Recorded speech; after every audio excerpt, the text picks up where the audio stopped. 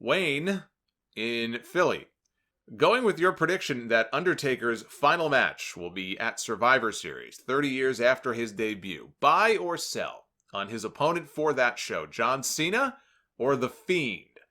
The diehard fan in me still wants to see him and Cena in a 12 to 15 minute match like they should have had at WrestleMania 34. And The Fiend's matches have not impressed me one bit so far, and I know it's not always about the match, but still.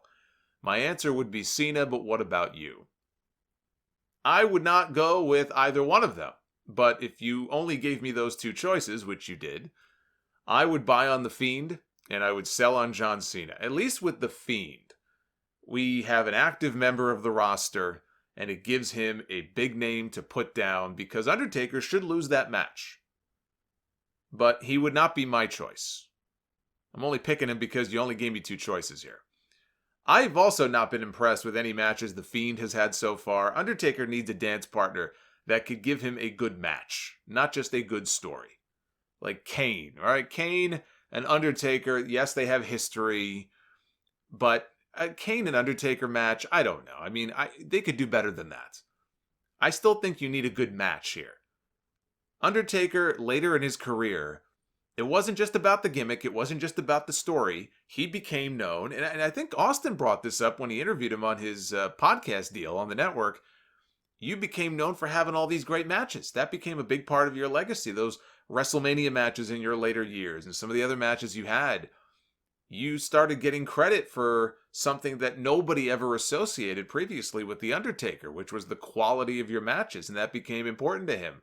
I think it would be important to him when he knows that it's his time and he's ready to kind of ride off into the sunset, that he is able to go out in a way that he's not embarrassed, he's not ashamed, he doesn't have a bad match because Goldberg got concussed. I think that's important to him.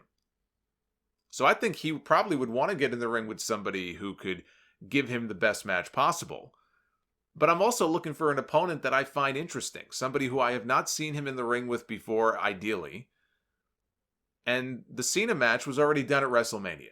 He won. He beat John Cena in 3 minutes. That's it. There's no sense in doing it again. There's no drama. It doesn't mean anything at this point the way it would have years ago. So they already blew that off. The man that I would go with for Undertaker's final opponent is Aleister Black. You keep him unbeaten for the rest of the year. Undertaker handpicks him for his final match. I think there could be some good, dark character work here, but also someone who may be able to give Undertaker a good outing in the final match of his career.